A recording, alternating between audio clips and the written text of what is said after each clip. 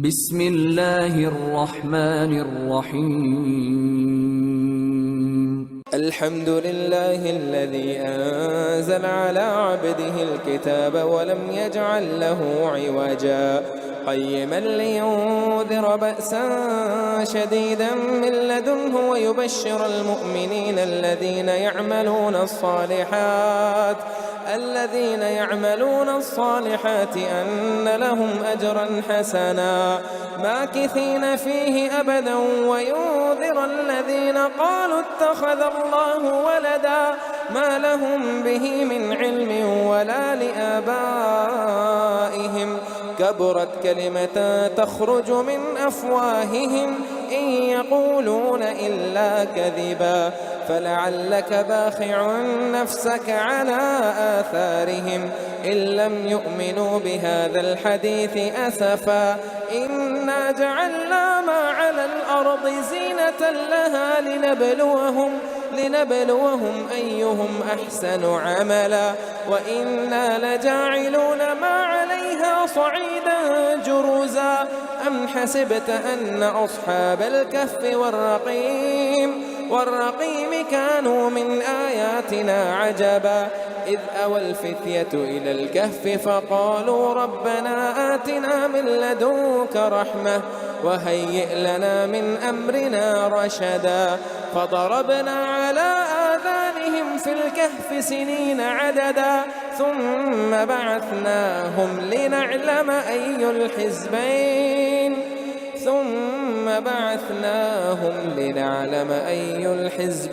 أحصى لما لبثوا أمدا نحن نقص عليك نبأهم بالحق إنهم فتية آمنوا بربهم وزدناهم هدى وربطنا على قلوبهم إذ قاموا فقالوا ربنا رب السماوات والأرض لن ندعو من دونه إلها لقد قلنا إذا شططا هؤلاء قومنا اتخذوا من دونه آلهة لولا يأتون عليهم بسلطان بين فمن أظلم ممن افترى على الله كذبا وإذ اعتزلتموهم وما يعبدون إلا الله فأووا إلى الكهف ينشر لكم ربكم من رحمته ويهيئ لكم من أمركم مرفقا وترى الشمس إذا طلعت تزاور عن كهفهم ذات اليمين وإذا غربت تقرضهم ذات الشمال وهم في فجوة منه ذلك من آيات الله من يهد الله فهو المهتدي ومن يضلل فلا تجد له وليا مرشدا وتحسبهم أيقاظا وهم رقود ونقلبهم ذات اليمين وذات الشمال وكلبهم باسط ذراعيه بالوصيد لو اطلعت عليهم لوليت منهم فرارا ولملئت منهم رعبا وكذلك بعثناهم ليتساءلوا بينهم قال قائل منهم كم لبثتم قالوا لبثنا يوما أو بعض يوم قالوا ربكم أعلم بما لبثتم فابعثوا أحدكم بورقكم هذه إلى المدينة فلينظر أيها أزكى طعاما فليأتكم برزق منه وليتلطف ولا يشعرن بكم أحدا إنهم إن يظهروا عليكم يرجموكم أو يعيدوكم في ملتهم ولن تفلحوا إذن أبدا وكذلك أعثرنا عليهم ليعلموا أن وعد الله حق وأن الساعة لا ريب فيها إذ يتنازعون بينهم أمرهم فقالوا ابنوا عليهم بنيانا ربهم أعلم بهم قال الذين غلبوا على أمرهم لنتخذن عليهم مسجدا سيقولون ثلاثة رابعهم كلبهم ويقولون خمسة سادسهم كلبهم رجما بالغيب ويقولون سبعة وثامنهم كلبهم قل ربي أعلم بعدتهم ما يعلمهم إلا قليل فلا تمار فيهم إلا مراء ظاهرا ولا تستفت فيهم منهم أحدا ولا تقولن لشيء إني فاعل ذلك غدا إلا أن يشاء الله واذكر ربك إذا نسيت وقل عسى أن يهديني ربي لأقرب من هذا رشدا ولبثوا في كهفهم 300 سنين وازدادوا 9 قل الله أعلم بما لبثوا له غيب السماوات والأرض أبصر به وأسمع ما لهم من دونه من ولي ولا يشرك في حكمه أحدا واتل ما أوحي إليك من كتاب ربك لا مبدل لكلماته ولا تجد من دونه ملتحدا واصبر نفسك مع الذين يدعون ربهم بالغداة والعشي يريدون وجهه ولا تعد عيناك عنهم تريد زينة الحياة الدنيا ولا تطع من أغفلنا قلبه عن ذكرنا واتبع هواه وكان أمره فرطا وقل الحق من ربكم فمن شاء فليؤمن ومن شاء فليكفر إنا أعتدنا للظالمين نارا أحاط بهم سرادقها وإن يستغيثوا يغاثوا بماء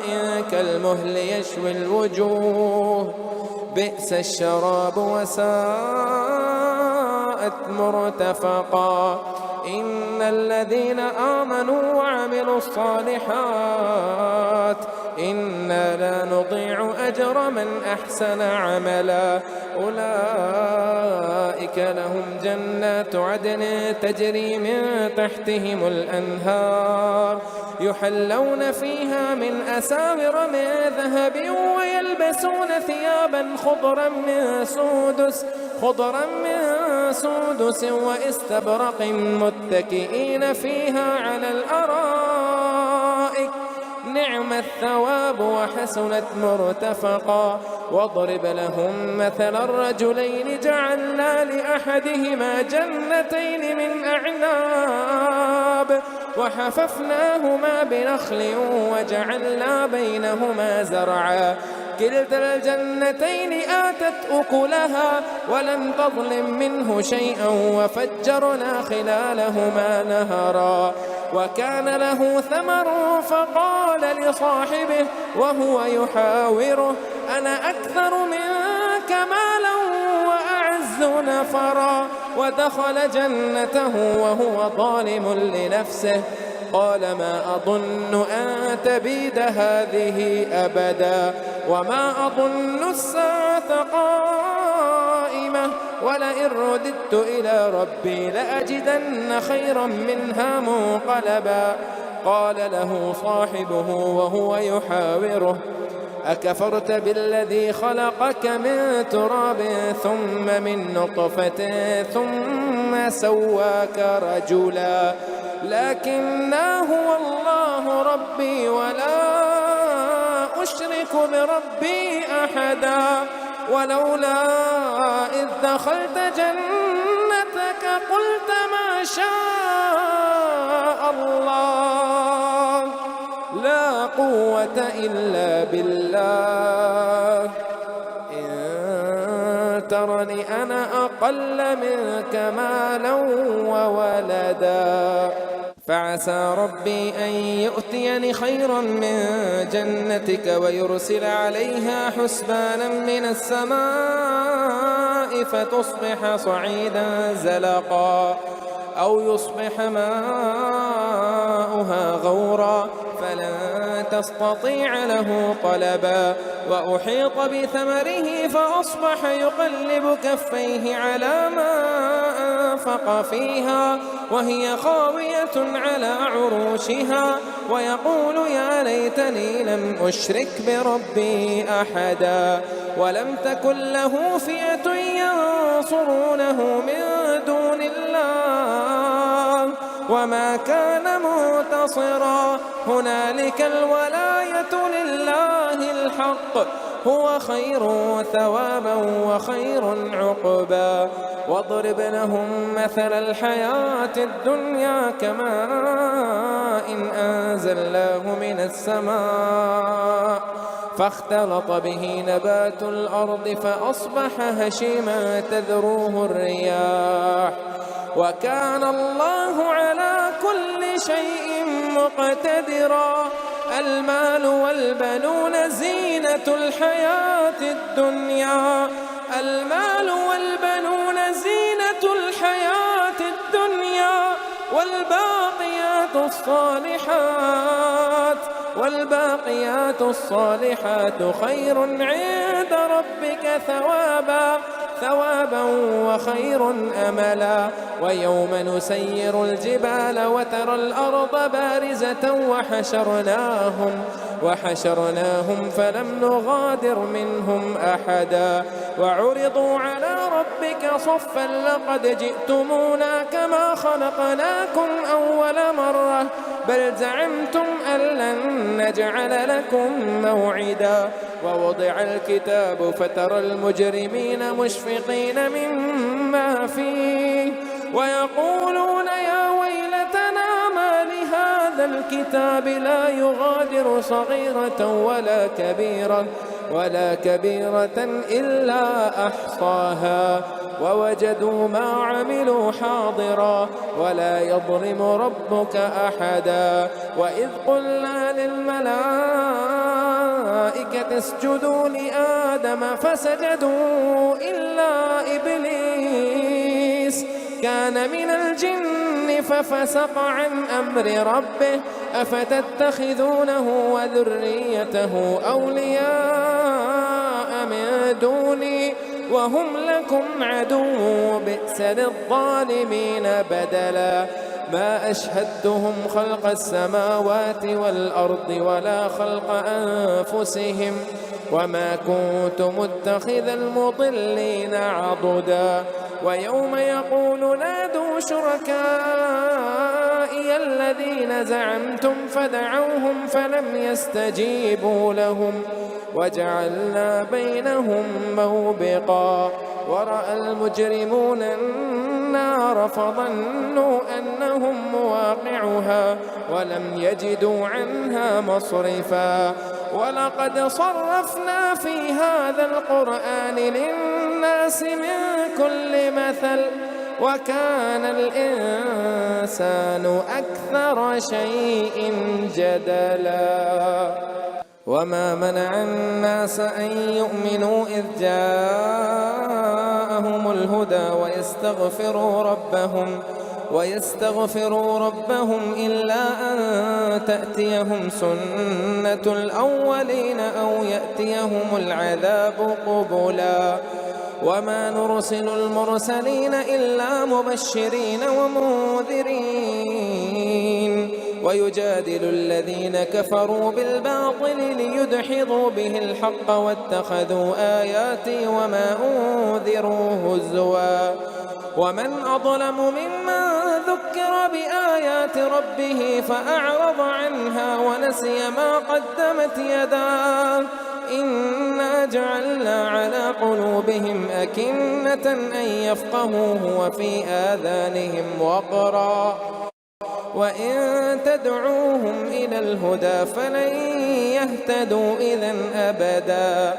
وربك الغفور ذو الرحمة لو يؤاخذهم بما كسبوا لعجل لهم العذاب بل لهم موعد لن يجدوا من دونه موئلا وتلك القرى أهلكناهم لما ظلموا وجعلنا لمهلكهم موعدا وإذ قال موسى لفتاه لا أبرح حتى أبلغ مجمع البحرين أو أمضي حقبا فلما بلغا مجمع بينهما نسيا حوتهما فاتخذ سبيله في البحر سربا فلما جاوزا قال لفتاه آتنا غداءنا لقد لقينا من سفرنا هذا نصبا قال أرأيت إذ أوينا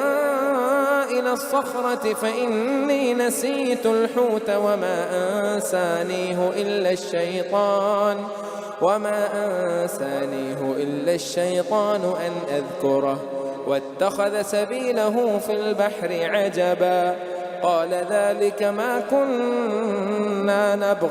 فارتدا على آثارهما قصصا فوجدا عبدا من عبادنا آتيناه رحمة من عندنا وعلمناه من لدنا علما قال له موسى هل أتبعك على أن تعلمني مما علمت رشدا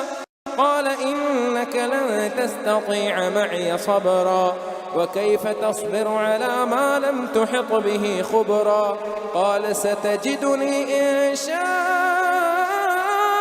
الله صابرا ولا أعصي لك أمرا قال فإن اتبعتني فلا تسألني عن شيء حتى أحدث لك منه ذكرا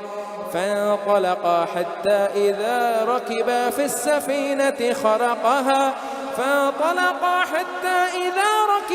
السفينة خرقها قال أخرقتها لتغرق أهلها لقد جئت شيئا إمرا قال ألم أقل إنك لن تستطيع معي صبرا قال لا تؤاخذني بما نسيت ولا ترهقني من أمري عسرا فانطلقا حتى إذا لقيا غلاما فقتله قال أقتلت نفسا زكية بغير نفس لقد جئت شيئا نكرا قل لك إنك لن تستطيع معي صبرا قال إن سألتك عن شيء بعدها فلا تصاحبني قد بلغت من لدني عذرا فانطلقا حتى إذا أتيا أهل قرية استطعما أهلها فأبوا أن يضيفوهما فوجد فيها جدارا يريد أن ينقض فأقامه قال لو شئت لاتخذت عليه أجرا قال هذا فراق بيني وبينك سأنبئك بتأويل ما لم تستطع عليه صبرا أما السفينة فكانت لمساكين يعملون في البحر فأردت أن أعيبها وكان وراءهم ملك يأخذ كل سفينة غصبا وأما الغلام فكان أبواه مؤمنين فخشينا أن يرهقهما طغيانا وكفرا فأردنا أن يبدلهما ربهما خيرا منه زكاة وأقرب رحما وأما الجدار فكان لغلامين يتيمين في المدينة وكان تحته كنز لهما وكان أبوهما صالحا فأراد ربك أن يبلغا أشدهما ويستخرجا كنزهما رحمة من ربك وما فعلته عن أمري ذلك تأويل ما لم تسطع عليه صبرا ويسألونك عن ذي القرنين قل سأتلو عليكم منه ذكرا مكنا له في الأرض وآتيناه من كل شيء سببا فأتبع سببا حتى إذا بلغ مغرب الشمس وجدها تغرب في عين حمئة ووجد عندها قوما قلنا يا ذا القرنين إما أن تعذب وإما أن تتخذ فيهم حسنا قال أما من ظلم فسوف نعذبه ثم يرد إلى ربه فيعذبه عذابا نكرا وأما من آمن وعمل صالحا فله جزاء الحسنى وسنقول له من أمرنا يسرا ثم أتبع سببا حتى إذا بلغ مطلع الشمس وجدها تطلع على قوم لم نجعل لهم من دونها سترا كذلك وقد أحطنا بما لديه خبرا ثم أتبع سببا حتى إذا بلغ بين السدين وجد من دونهما قوما لا يكادون يفقهون قولا قالوا يا ذا القرنين إن يأجوج ومأجوج مفسدون في الأرض فهل نجعل لك خرجا على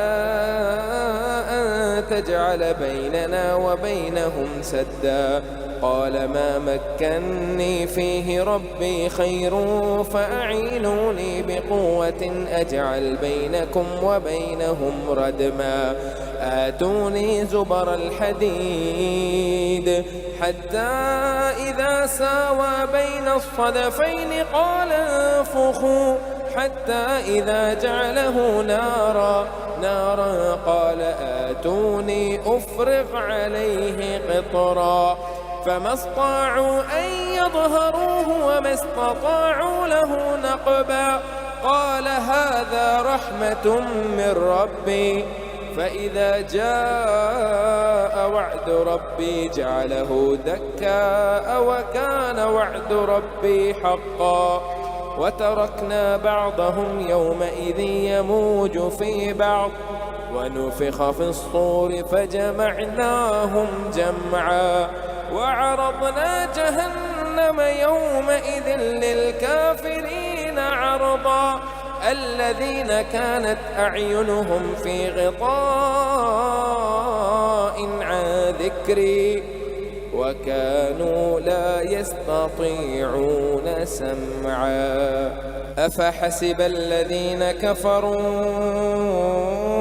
أن يتخذوا عبادي من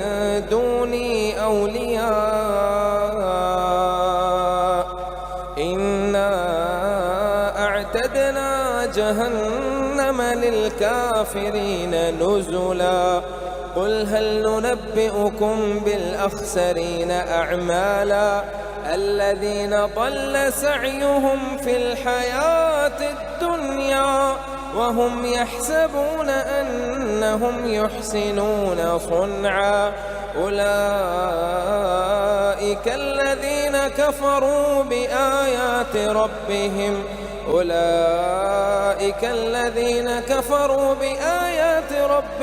ولقائه فحبطت أعمالهم فلا نقيم لهم يوم القيامة وزنا ذلك جزاؤهم جهنم بما كفروا واتخذوا آياتي ورسلي هزوا إن الذين آمنوا وعملوا الصالحات كانت لهم جنات الفردوس نزلا خالدين فيها لا يبغون عنها حولا قل لو كان البحر مدادا لكلمات ربي لنفد البحر قبل أن تنفد كلمات ربي ولو جئنا بمثله مددا قل إنما أنا بشر مثلكم يوحى إلي يوحى إلي أنما إلهكم إله واحد فمن كان يرجو لقاء ربه فليعمل عملا صالحا ولا يشرك بعبادة ربه أحدا.